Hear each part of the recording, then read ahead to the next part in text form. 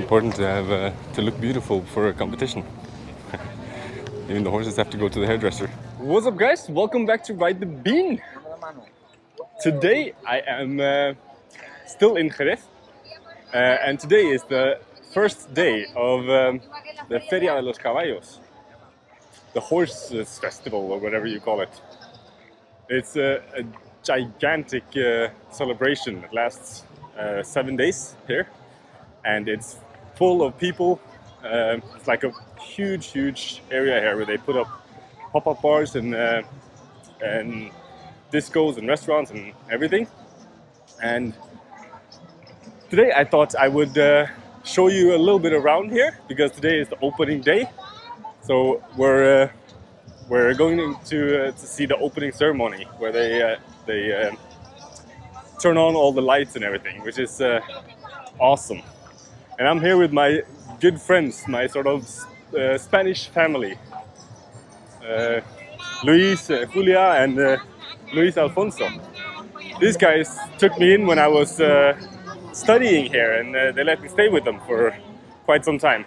And it's because of these guys that I learned the Spanish that I know. These guys, and Luis is the uncle of my Spanish teacher. So yeah, these guys are awesome. This is, like I said, my Spanish family. Now we're entering the carnival section of the Feria. As you can see around me, there are a lot of people here. Now we're entering the main area of this festival. This is a huge park that is basically only used for this once a year. 1 week a year, this park is full. The rest of the year, nothing happens here. But as you can see, all of these are sort of pop-up stores. They've been built in the last couple of days. And they're all different discos, bars, pubs, restaurants, everything. Now we're just waiting for the sun to go down. It just went down past the horizon. And in about half an hour, they're gonna light up all the lights here. It's like a kind of an opening ceremony. Now everyone is gathering here in the middle to wait for the lights to turn on. It's about 15-20 minutes away. And as you can see, it's starting to fill up. And this year is the first year since the pandemic that they have the Feria. So of course, it's extra packed this year. I don't know if you know this, but Flamenco, the dance, it originates in this area.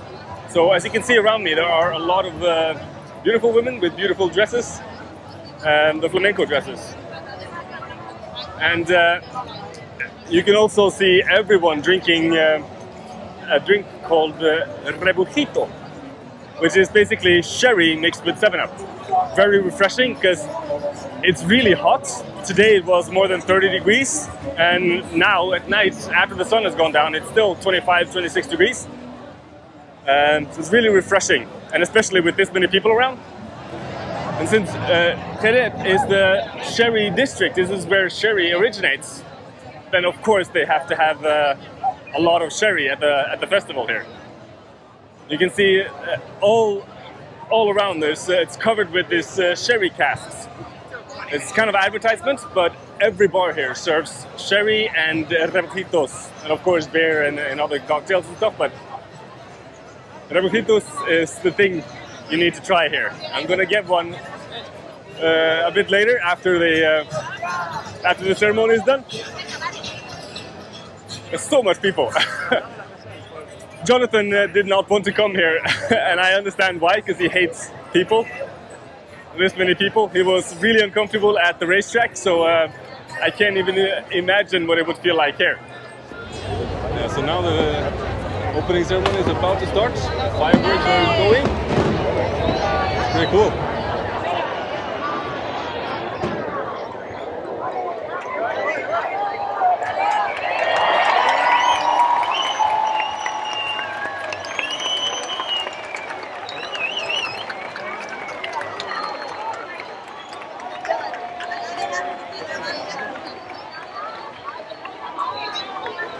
Yeah, so now it's officially started.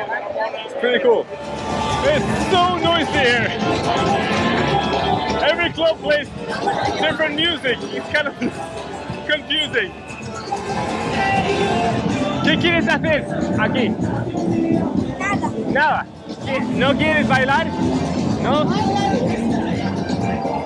Here we have a Peruvian or Latin club. It's kind of empty. There are actually a lot of people from Peru in here.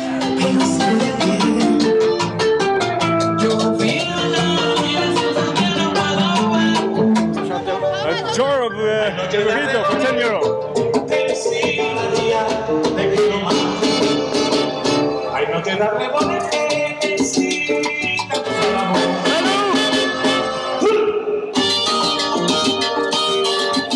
That is way too loud. Holy, my ears hurt. I don't know what it is with the Latin people and blowing the speakers, but the stereotype is real. It sounds terrible. Oh, but yeah, this is this is a rebujito. Sherry mixed with 7-Up. This is like the most traditional drink here. Really refreshing, very easy to drink, almost like it goes down like water, so it's a bit dangerous. Holy shit, my head hurts, my ears hurt. Normally this is really not my kind of scene, but I don't know, there's something about this particular feria that I find fun. Maybe it is because I used to live here, and this is like a very big part of the culture here. So tonight is the opening day. So everyone is just gathering here, meeting their friends and family, and having a drink and dancing and all that. And then throughout the festival, there are different things that happens. I'm not going to stay here for the whole thing, but I think I'm coming back tomorrow, maybe to watch a horse show, because Jerez is known for 3 things: the birthplace of flamenco, sherry, and of course horses. Hello. Hola. How are you? I'm good. Tú eres YouTuber, ¿no? Yes, I am. Oh! What is your name? My name is Kenneth. My YouTube channel is Ride the Bean. One moment, please. Hello. Hello, hello. Llamo. What are your names? Laura. Laura. Flamenca. ¿Ah? Ya venga, vamos. Espérate, tía, que... ¿Cómo te llamas? Y me llamo Kenneth, pero mi canal de YouTube Apúntate, picha. es Ride the Bean. Reader. Reader. Yo lo intenté, ¿Sí? pero 100 seguidores nada más. Este eres tú, ¿no? Sí. Muy bien, amigo. Gracias. Encantada de conocerte, picha. Muchas gracias. ¿Tú también eres amigo de él? Es mi amigo, sí. Ya vamos. Es mi familia española. Yo, Spanish. Adiós, amigos. Adiós. Pásatelo bien.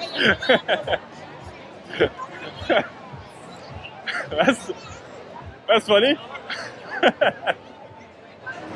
I don't know what to say. That's the first time that happens. Cool. Beautiful girl.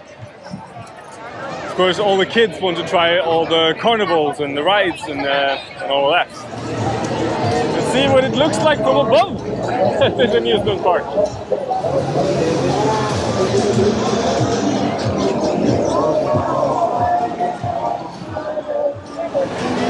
Yeah, it's a pretty nice view.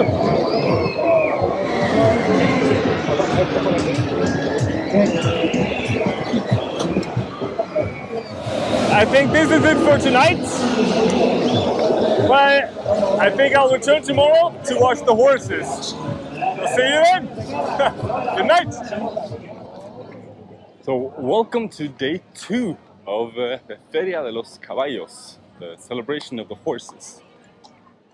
Today I thought I would show you a little bit around what it looks like during the day, and in a little while there's a horse show where they're showcasing the traditional riding style of the Spanish horses. They're really proud of their horses in this region, and they were historically a very important part of the culture and the way of life here. And today they've sort of turned the riding techniques of the Spanish cowboys into an art form that they are going to showcase in the competition in a bit. But before that, I thought I would show you a little bit around the area and have a look at the horses and everything. As you can see, it's full of horses here. So many horses.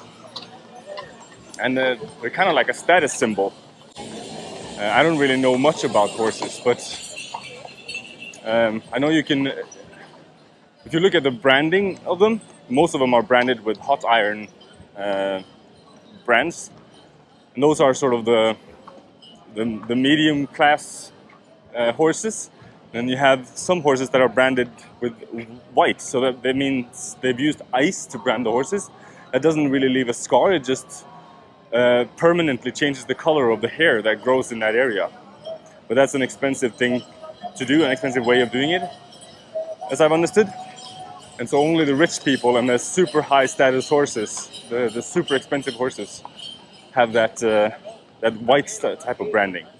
So in these carts now, they are you can jump on any of these carts and then they will take you on a tour of this area, and they also function as sort of taxis because people are drinking quite a lot here, and they need a way to get home, and why not go home in a horse and carriage? And so these days, this week, you can see these horse and carriage things all around the city, blocking traffic everywhere.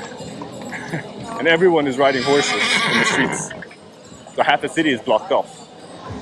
But right now it's not too many people here. It's about 1 o'clock, 1:30 now. And in the morning it's open all day long, 24/7. But most people go home around 6, 7 in the morning, and then they get ready to come back and drink some more, party some more. Here you have Flamenco Dancing. That's cool. Let's have a look at that.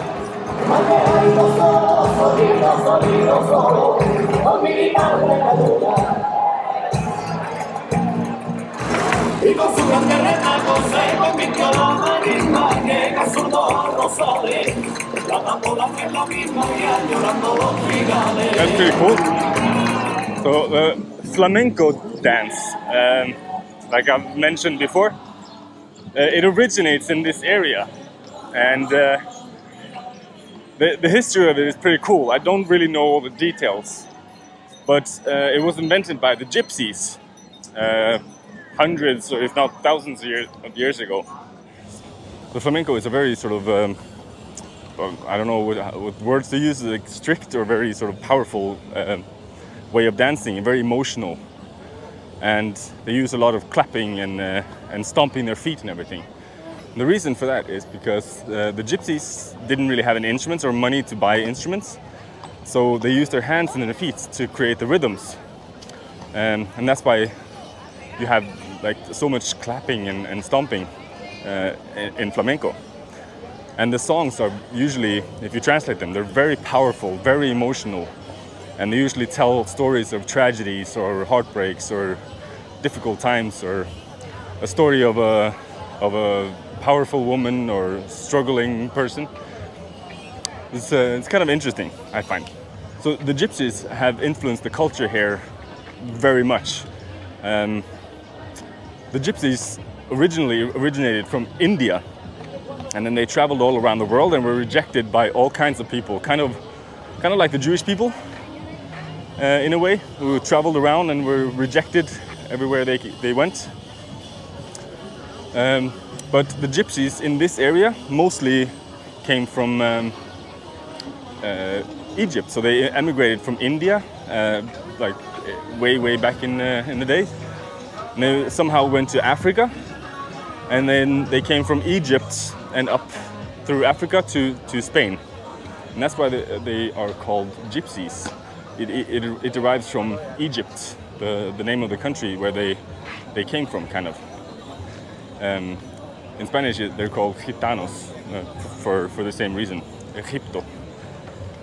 Another thing that is kind of interesting. I don't know if interesting is the right word, but well, yeah. About the gypsies is that well, their culture is very sort of self-sufficient. They're kind of not a part of society in a way, and they live in their own camps, and they sort of live their own life.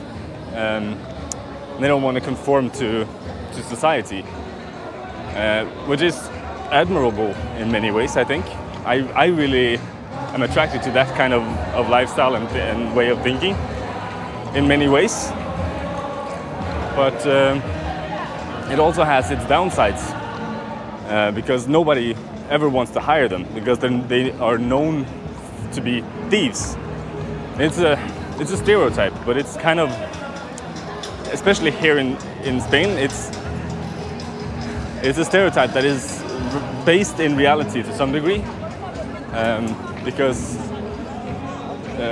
of this perception people have on them that they are not trustworthy and stuff like that. They have to find a way of surviving. They also need money and they need food and all of this. So instead of working like normal people, to say that, they tend to like either go around selling flowers and stuff like this, which is cool, but also a lot of them turn to stealing, and there's a lot of theft, and they are kind of known for being thieves in this area and everywhere, I guess.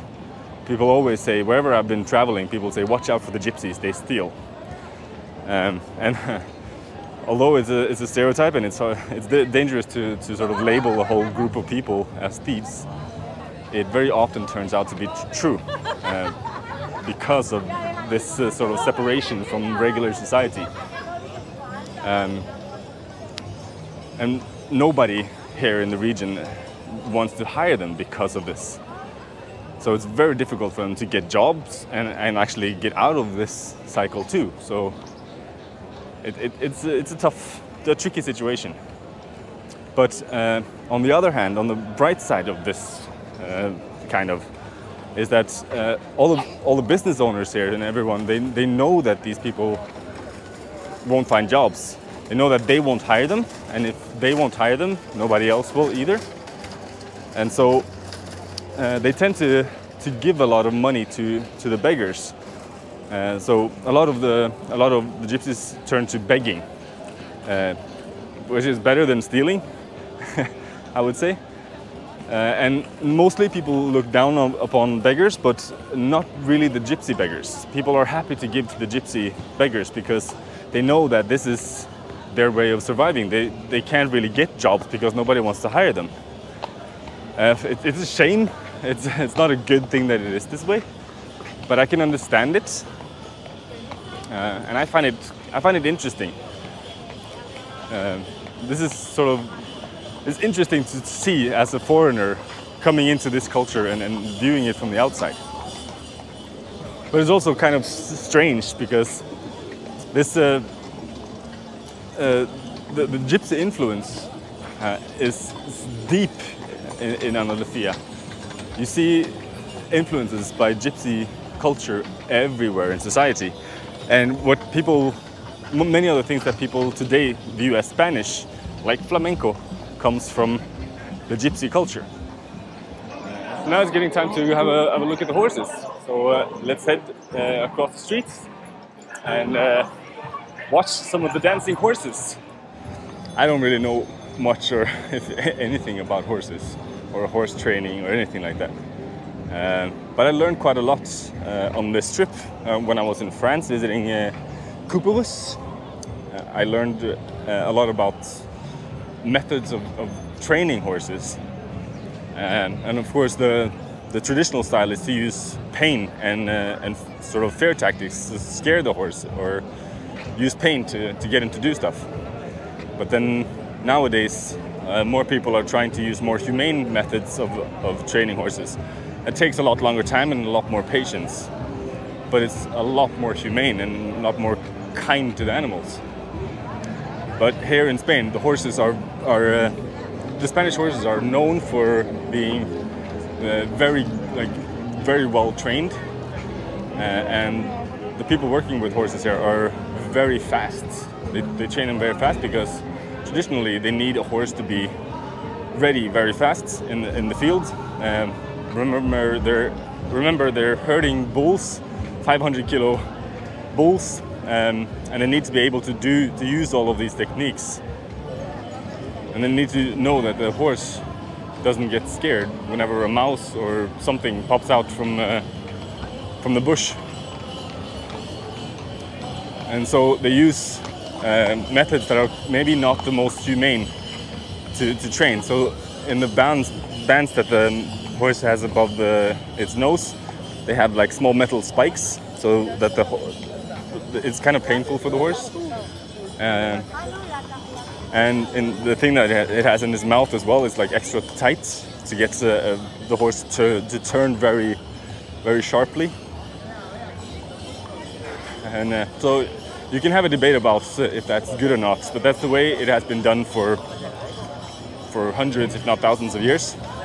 Like this festival originates from the 13th century, so they've been doing this for quite a while here. You can also use the same arguments in the debate about the bullfighting, which is now I think prohibited in Spain since a few years back. Not sure if it's the whole of Spain or just the northern parts, but I think it is the whole of Spain. I haven't seen any advertisement for bullfighting here since I came here now.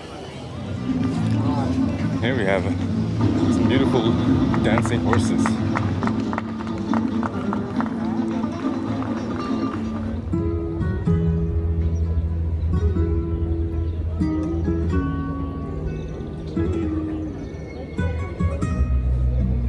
And here we have another guy training his horse.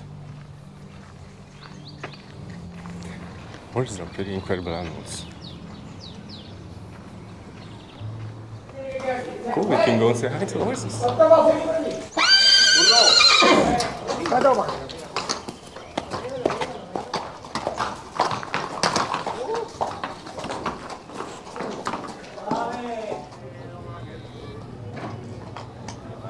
It's important to have to look beautiful for a competition. Even the horses have to go to the hairdresser.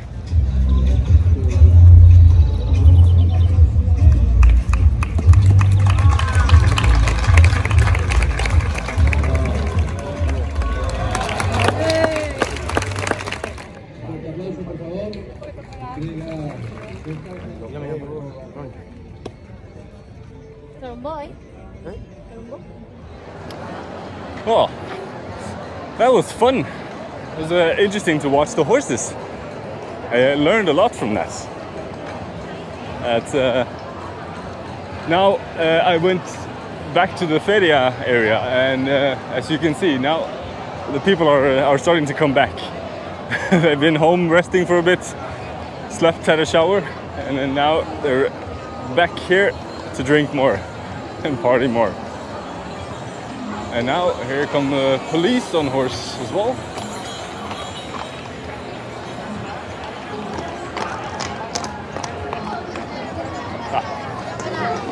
Oh, it's a big horse. Oh. Apparently, most of the police horses come from the army, because they use a lot of horses in the military here. And the military trained horses get sold to the police afterwards when they're too old for the army or something. Not really sure why, but interesting. Oh, now it's getting way too hot for me to be here anymore. It's like 35 degrees or something, and I'm dying. Yes, gotta watch out so I don't get run over by a horse. But I hope you guys enjoyed this episode. It's a little bit different, no motorcycle riding in this one, but a lot of horsepower. And yeah, if you did enjoy it, give me a thumbs up and hit subscribe and ring the bell if you want to see what I end up doing next. Yesterday, a couple of days ago, when we were out riding on our way here, the mirrors that we've been waiting for so long now finally arrived. So the next episode will probably be a first look at the double take mirrors. So don't miss that in the next episode. And I'll see you then. Have a good day. Peace.